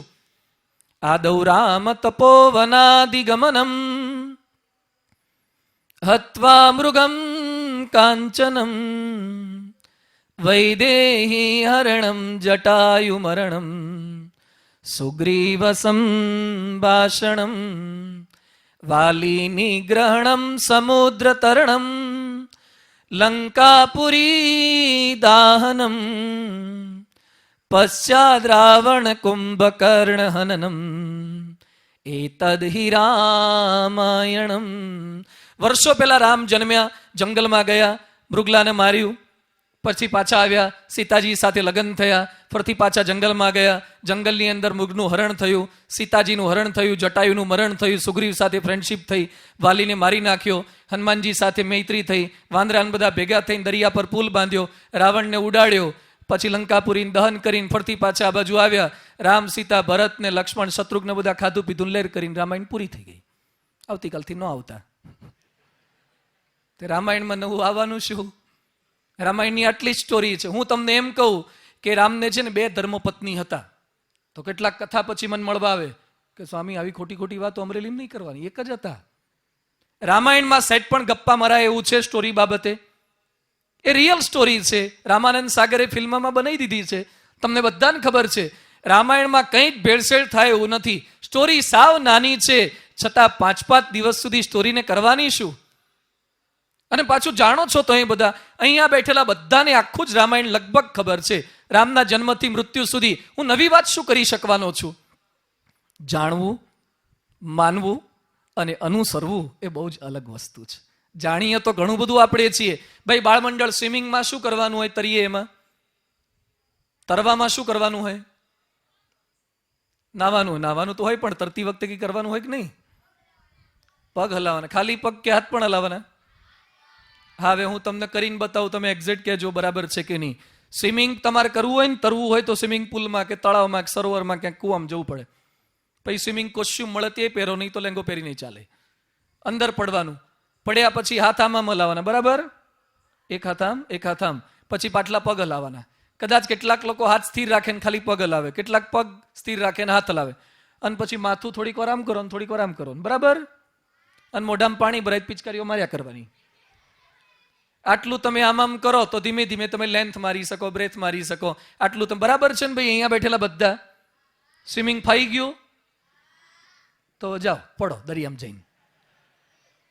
સ્વિમિંગમાં બીજું હોય છે શું કરવાનું? કઈ નથી આના સિવાયનું. જાણવું ને પડવું એ અલગ છે કે નહીં? સ્વિમિંગ એમ તો બધા જ જાણે છે. રોટલીમાં કરવાનું શું હોય? લોટ લેવાનો, રોટલી બનાવતા પહેલા લોટ લેવાનો, પછી તેલ નાખવાનું, પછી પાણી નાખવાનું, પછી બાંધવાનું, પછી વણવાનું, પછી વચ્ચે વચ્ચે પાણી નાખવું પડતું. और મમ્મીને એવું કરવું પડતું લાગે છે. વચ્ચે વચ્ચે પાણી નાખવાનું, પછી ઉપર લોટ થોડોક નાખો, પછી તાવડીમાં નાખવાનું, પછી ફૂલાવાની તાવડી લઈને. વાહ, અમરેલી વાળા એક્સપર્ટ છે યાર બાળકો તો. વાહ ભાઈ, ઘી બી ચોપડો છો, તેલ લગાવો છો. હા, હવે સહેલું છે ને, તો આવતીકાલે જઈને રોટલી તમે બનાવજો. એ નહીં કે ખાતા ફાવે. અલા, થિયરી તો ગામ આખાને ખબર પડે છે કે જીવન કેમ જીવાય, પણ જીવતા નથી ફાવતું. થિયરી તો ખબર જ છે ને, થિયરી બધાને ખબર છે, ખોટું ના બોલાય, પણ એક દિવસ સંકલ્પ કરો ખોટું બોલ્યા વગર પસાર કરવાનો. થિયરી તો બધાને ખબર છે ગુટકા ના ખવાય, પણ ગુટકા ખાતા હોય બંધ કરવાનું પ્રેક્ટિકલ પ્રયત્ન તો કરો. રામ થઈ ગયા તો મને તમને બધાને ખબર છે, રામ જે જીવન જીવી ગયા એ બધી ખબર છે, પણ એવું થોડું જીવીને બતાવો. આ 5 દિવસની રામાયણની પારાયણની અંદર આપણો પ્રયત્ન રામ શું કરી ગયા એ જાણવાનો નથી. રામ જે કરી ગયા એવું આપણે કરતા થઈએ, કરવા માટે પારાયણ છે. પારાયણ એના માટે છે, એના માટે આ સમય છે. પારાયણ ખાલી જાણવા માટે પારાયણ ન હોય, એવો પ્રયત્ન આપણે સૌ કોઈ કરશું. બહુ સરળ અને સહજ આપણો આ ધર્મગ્રંથ છે. એ ગ્રંથની વાતોને 5 દિવસ દરમિયાન શીખવાનો પ્રયત્ન કરીએ. આમ તો અઘરું એ છે કારણ કે બહુ લાંબી વાતો છે. રામાયણની પારાયણ મહિનાઓ સુધી કરીએ તો પણ મેટર ખૂટે એવું નથી, અને એમાં 5 દિવસમાં મારે તમને બધાને વાત પીરસવાની છે. 5 જ દિવસમાં પાછા જ કથા આપણી ચાલુ થાય 9:45-10 વાગે, કારણ કે બધા પરવારીને આવે. એમાંય પાછું 11 વાગે તમારે સુવાનો ટાઈમ થઈ જાય. કેટલા વાગે થાય છે? કેટલા વાગે સુવાનું હોય છે? બોલો તો એટલે મને કાલથી ખબર પડે. 12 બોલે છે, બાળમંડળ 12 બોલે છે. ના વાંધો નહીં, જ્યારે બોલશે નહીં, કારણ કે નહીં તો પકડાઈ જાઓ. પણ વાંધો નહીં, સુવાનો ટાઈમ એટલે પારાયણ તો પાછી પૂરી કરવી પડે. એની વચ્ચે આટલા ઓછા સમયગાળામાં રામના જીવનને સમજવાનો આપણે કંઈક પ્રયાસ કરવાનો, શોર્ટ એન્ડ સ્વીટમાં કંઈક પ્રયાસ કરીશું. રામનું જીવન જોતા જોતા આપણો આચાર કેવો બનાવવાનો એની વાતોને આપણે શીખવાનો પ્રયત્ન કરીએ. આ કથા વાર્તા ફરીથી પુનરાવર્તન કરાવું છું. એ મહિમાની દ્રષ્ટિથી જોવાનો પ્રયત્ન કરીએ. જ્યાં છીએ ત્યાંથી કંઈક આગળ વધવાનો પ્રયાસ કરીશું તો વાતો આપણને સુદૃઢ થશે. એની થોડીક શરૂઆત જે આપણે કરીએ છીએ. રામ ભગવાન જે કુટુંબમાં જન્મ્યા હતા એ પરિવાર કેવો હતો? કવિ કાલિદાસ લખે છે, સોમ જન્મ શુદ્ધાનામ મા ફલોદય કર્મણામ આ સમુદ્ર ક્ષિતિશાનામ અનાકરથ વર્તમનામ શૈશવે અભ્યસ્ત વિદ્યાનામ યૌવને વિષયીષીણામ વાર્ધકે મુનિ વૃત્તિનામ યોગેને તનુ ત્યજામ યોગેને અંતે તનુ ત્યજામ. રામ જે કુટુંબમાં જન્મ્યા હતા એ રઘુકુળના રાજાઓની થોડીક વાત પહેલા શરૂઆતની અંદર રામાયણના ધર્મગ્રંથોમાં કરવામાં આવી છે. કેવા રાજાઓ હતા? આ જન્મ શુદ્ધ હતા, પુરુષાર્થ સખત કરતા હતા, શૈશવે અભ્યસ્ત વિદ્યાનામ બાળપણની અંદર વિદ્યાભ્યાસ કરતા હતા. બાળપણની અંદર ભણાય જ. 25 વર્ષ સુધીનો આપણો બ્રહ્મચર્યાશ્રમ છે, આપણા ધર્મગ્રંથોમાં લખ્યું છે. પણ મોટા ભાગના ટેન્શન મા બાપને 25 વર્ષ સુધીનાનું જ છે. મોટું જ ટેન્શન આ પોતાના દીકરા દીકરી જે ભણે છે ને એનું જ ટેન્શન રહ્યા કરે છે. શૈશવે અભ્યસ્ત વિદ્યાનામ આ અભ્યાસ કરવાની ઉંમર છે. આપણા શાસ્ત્રોમાં આ લખ્યું છે. એની સામે અત્યારે કઈ ડિરેક્શનમાં જાય છે? બિહારની અંદર એક સ્કૂલમાં 8મા ધોરણમાં ભણતી એક છોકરીએ બાલકીને જન્મ આપ્યો.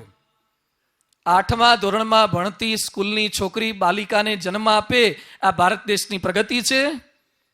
આ રામાયણના કયા સિદ્ધાંતોને સાથે રાખીને ચાલી રહ્યા છે? એની વચ્ચે લખે છે કે વિદ્યાભ્યાસ એ જ આપણું લક્ષ્ય હોવું જોઈએ આ અવસ્થાની અંદર. બીજું કહે છે યૌવને વિશે ઈશીણામ, જ્યારે ગૃહસ્થાશ્રમનો પ્રારંભ થાય ત્યારે તમે સંસાર વ્યવહારની અંદર પડો.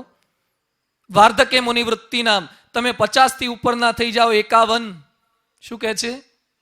વનમાં જવાનું. શેના માટે? ડાબરા ઉત્સવ કરીને પાછા આવી જવાનું. એમ નહીં, વન જેવું નિવૃત્તિ લેવાની થોડીક વાત કરે છે, પણ ફરતી પાછા રિટાયરમેન્ટ, પાર્ટ ટાઈમ ને ઓવર ટાઈમ ને એક્સ્ટ્રા ટાઈમ કેટલું કરીએ છીએ, પણ એ વાત આપણને કરે છે. યોગેન અંતે તનુ તેજામ, યોગથી તનુનો ત્યાગ કરી શકે એવા પરિવારમાં રામ ભગવાનના પિતાશ્રી દશરથનો જન્મ થયેલો હતો. દશરથ રાજા કેવા હતા એનું થોડુંક વર્ણન શરૂઆતમાં આવે છે. ધર્મ ધુરંધર ગુણનિધિ જ્ઞાની, હૃદય ભગતિ મતિ સારંગ પાની. ધર્મ ધુરંધર ગુણનિધિ જ્ઞાની, હૃદય ભગતિ મતિ સારંગ પાની. દશરથ રાજા હતા, શાસક હતા. એ સમયના શાસક કેવા હતા એનું વર્ણન કરતા લખે છે ધર્મ ધુરંધર ગુણનિધિ જ્ઞાની. રાજાઓ એ ધર્મ ધુરંધર હતા, ધર્મને ધારણ કરનારા હતા, ગુણનિધિ હતા. આજકાલ ઇલેક્શન આવે છે, હવે રાજાઓ કેવા થાય? ગુણનિધિ. ગુણનિધિ નહીં, ધનનિધિ. ધનનિધિ હોય એ રાજા બની શકે, એને ટિકિટ પ્રાપ્ત થઈ શકે. એ બધાની વચ્ચે ગુણનિધિ હોય, જે ધર્મ ધુરંધર હોય, જે જ્ઞાની હોય, આ લોકો શાસક બનતા હતા, સમગ્ર રાજ્ય સંભાળતા. હૃદય ભક્તિ મતિ સારંગ પાની, જેના જીવનમાં ભક્તિ હોય એવા એ બધા શાસક હતા. એમને 3 પત્ની હતા. રામાયણમાં લખે છે કૌશલ્યા, સુમિત્રા ને કૈકેયી એ દશરથ રાજાના 3 ધર્મપત્ની હતા. એમનું મંત્રીમંડળ પણ બહુ સુંદર હતું. અલગ અલગ મંત્રીઓની રચના કરેલી. ખાણ ખનીજ વિભાગ સંભાળનારા, એજ્યુકેશન સંભાળનારા, અલગ અલગ ડિપાર્ટમેન્ટ જે સમય હશે. એમાં એક અલગ ડિપાર્ટમેન્ટ હતો ધાર્મિક ડિપાર્ટમેન્ટ, જેને રાજર્ષિ કહેવામાં આવતા હતા. ધર્મનો ડિપાર્ટમેન્ટ એ રાજર્ષિ હતા, વશિષ્ઠ ઋષિ. વશિષ્ઠ મુનિ જેમ કે એમ રાજા શાસન કરતા હતા. તમ ધર્માટ દંડોસી, રાજદંડની ઉપર પણ ધર્મદંડ હતો. દશરથ રહેતા હતા રાજ્યની અંદર, વશિષ્ઠ તો બહાર રહેતા હતા, પણ રાજ્ય કઈ રીતે ચલાવવું એ ઋષિ મુનિઓ શીખવાડતા હતા. કૃષ્ણને દ્વારિકા કેમ ચલાવી એ સાંદીપની શીખવાડતા હતા. શિવાજીને છત્રપતિ બનાવવાની પ્રેરણા એ સમર્થ સ્વામી રામદાસ આપતા હતા. વિવેકાનંદનું નિર્માણ કરનારે રામકૃષ્ણ પરમહંસ હતા. ત્વમ ધર્માટ દંડોસી, રાજદંડની ઉપર ધર્મદંડ હોવો જોઈએ. ધર્મ તમને પ્રેરણા આપે છે કે કઈ ડિરેક્શનની અંદર જવું જોઈએ. આજે ધર્મની ઉપર રાજ્ય રહેવાનો પ્રયત્ન કરે છે. ધાર્મિક સંસ્થા ઉપર અનુશાસન, ધાર્મિક મંદિરો પણ રાજ્ય સરકાર કે કેન્દ્ર સરકાર કે એમ કરવાનું. એના ઉપર ટેક્સેશનથી માંડીને બધી જે પ્રકારની ભાવનાઓ, ધર્મસ્થાનો હડપ લેવાથી માંડીને આ બધા પ્રયત્નો જે ધર્મ શાસ્ત્રોને, જે ધાર્મિક પુરુષોને આગળ રાખે છે, એ જ સુશાસનની સ્થાપના કરી શકે છે. ધર્મની બીક એક આપણા મનની અંદર હોવું જોઈએ તો કંઈ સારું કરી શકીએ. દશરથ હતા બુદ્ધિશાળી, પણ હંમેશા ગુરુને પૂછીને કામ કરતા હતા. આપણને પણ રામાયણ પ્રેરણા એ આપે છે. આપણે ગમે તેટલા જ્ઞાની હોઈએ, બુદ્ધિશાળી હોઈએ, પણ એક વ્યક્તિ એવી રાખવી કે જે આપણા કાન પકડી શકે.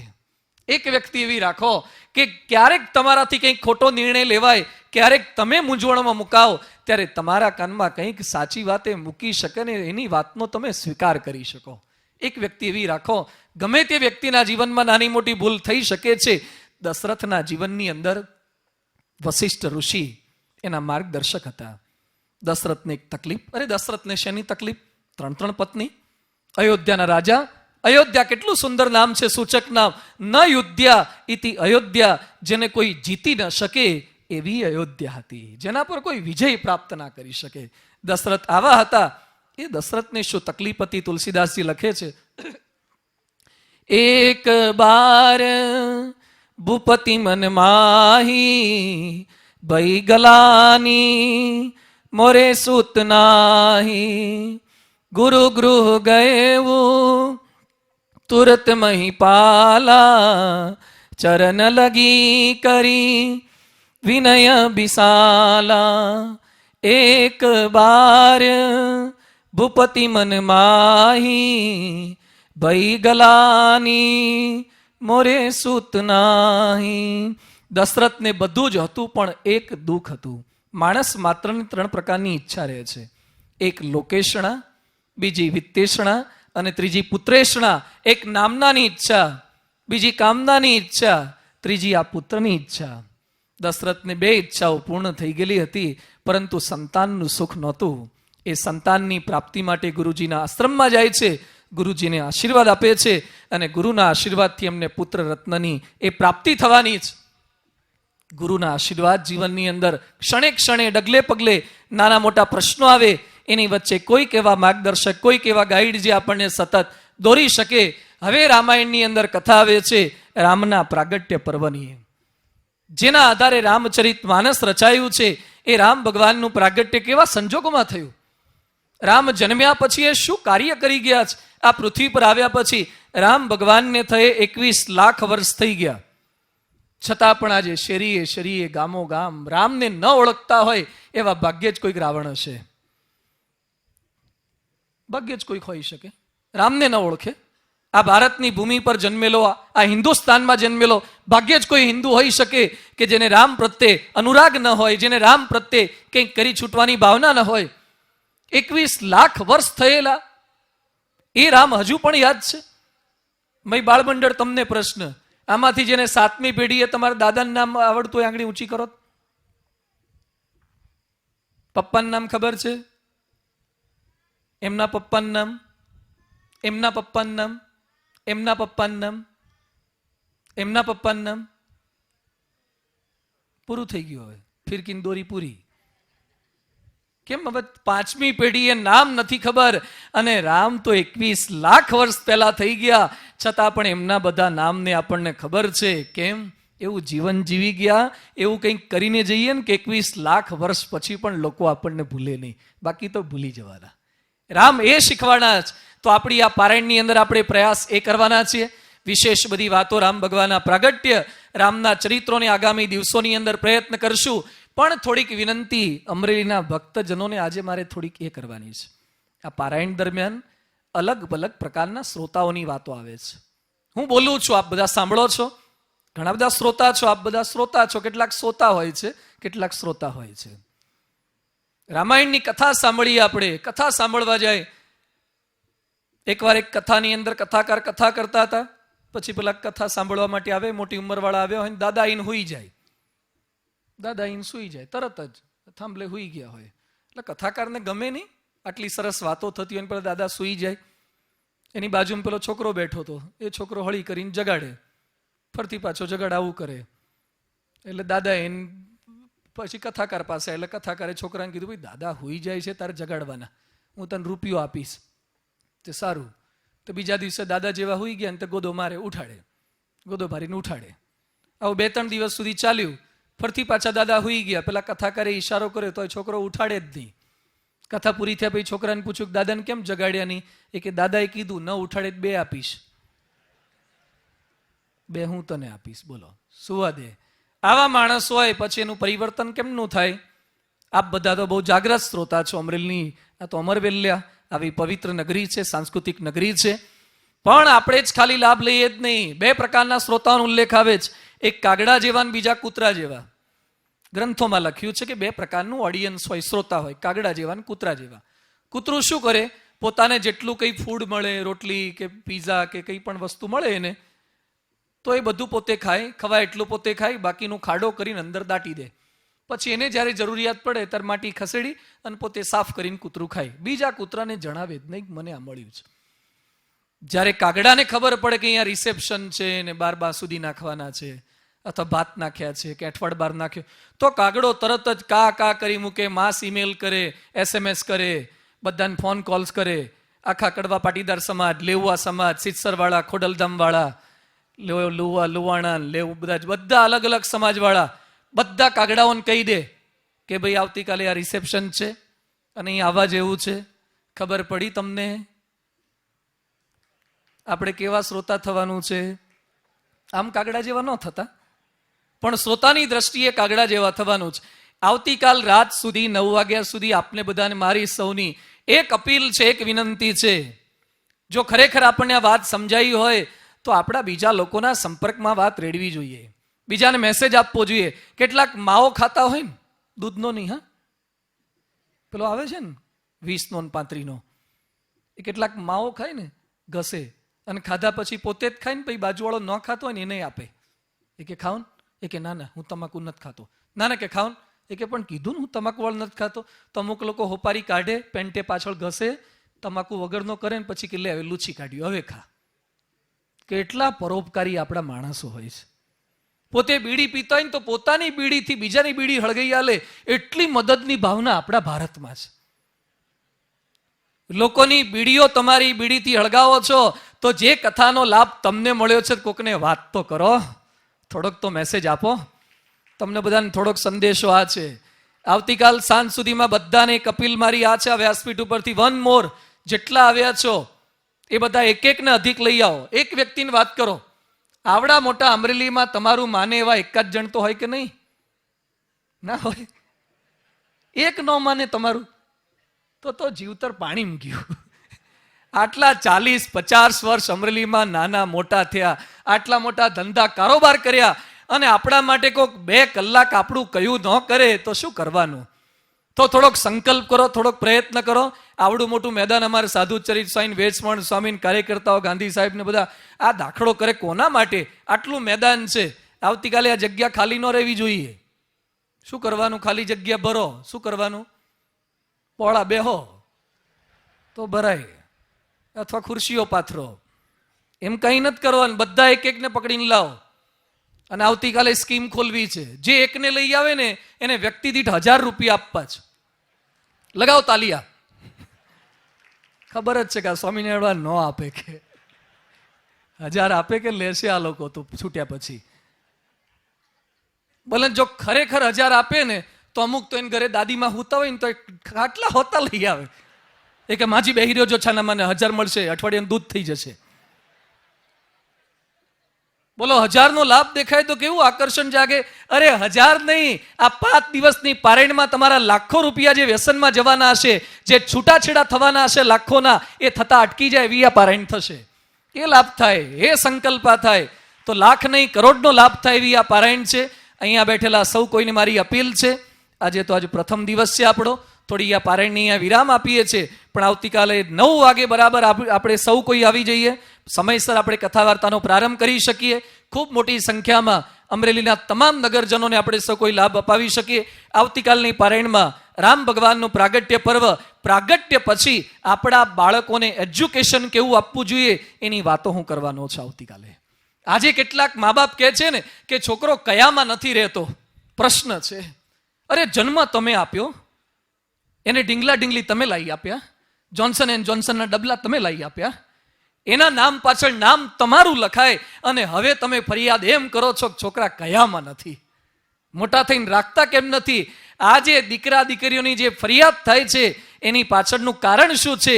ક્યાંક ખોટ મા બાપને કંઈક આપવામાં રહી જાય છે. તમે એને બધું આપ્યું, તમે એને બોર્નવિટા પીવડાયા, બુશ પીવડાયા, ન્યુટ્રામિલ પીવડાયા, એને સારી સ્કૂલ કોલેજમાં એડમિશન અપાયા, એને સ્કૂટી કે એક્ટિવા લાવી આપ્યા, બાઇક લાવી આપ્યા, પણ કંઈક લાવી આપવાનું રહી ગયું. આવતીકાલે આપણી નેક્સ્ટ જનરેશન એને રામ જેવી, એને ભરત જેવી, લક્ષ્મણ જેવી, શત્રુઘ્ન જેવી કરી રીતે બનાવી શકીએ. એની વાતો હિન્દુસ્તાનમાં રામ કરી રીતે તૈયાર કરી શકીએ એની વાતો હું કરવાનો છું. એટલે સગાવાલા બધાને એને કહેજો કે તારા દીકરાને રામ બનાવવા હોય તો પારાયણમાં આવજે, રાવણ કરવા હોય તો ઘરે રહેજો તો વાંધો નહીં. એટલે ખાસ આપણે સૌ કોઈ રામના સર્જન કરી રીતે કરી શકીએ એની વાતોને આવતીકાલે શ્રવણ કરી શકીએ. ત્યાં સુધી સૌને હાર્દિક જય સ્વામિનારાયણ. શ્રી સ્વામિનારાયણ ભગવાનની જય.